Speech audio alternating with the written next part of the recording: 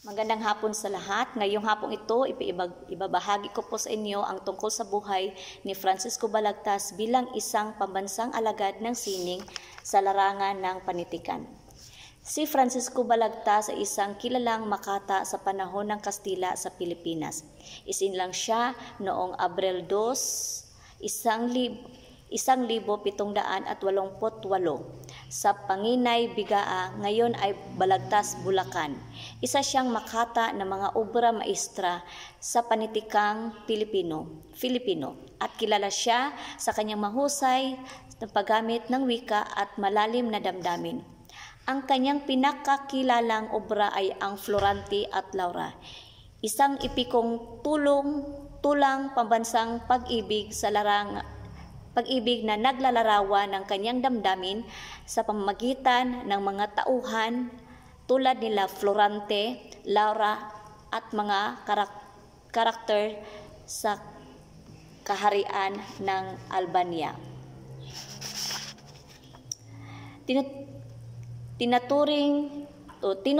Tinuturi ang prinsipe ng mga makata. Ipinakita ni Balagtas ang kanyang husay sa paggamit ng sukat, tugma at mga malalim na salita upang iparating sa kanyang mga ideya at damdamin. Bukod sa Florante at Laura, isinulat din niya ang iba't ibang tula tulad ng Orosman at Zafera, Don Juan at Doña Inés at iba pa. Si Balagtas ay namatay noong Pebrero 20, 1862 at ang kanyang alaala at kontribusyon sa panitikan ng Pilipinas ay patuloy na ginunita at iniuukit sa kasaysayan.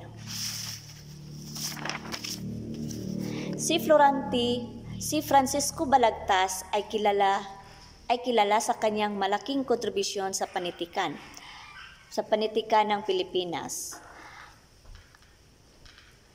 Ito ay ang mga Florante at Laura, pagpapahayag ng damdamin, pagsusulong ng wikang Tagalog, pakikipagtulungan sa pagpapaunlad ng panitikan, pagtatanghal ng mga karaniwang tao.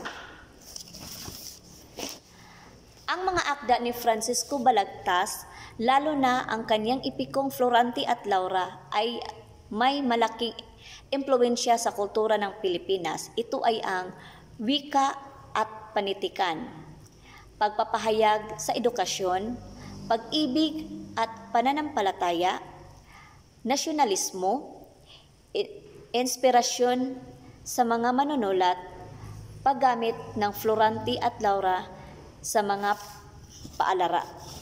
paaralan. May ilang mga teknik na ginagamit si Balagtas sa kanyang akda. Ito ay ang paggamit ng wika, paggamit ng tradisyon at kultura, pagpapahayag ng pagnanasa sa kalayaan, at sa huli ay ang pagtutol sa kolonyalismo. Yun lang po, salamat.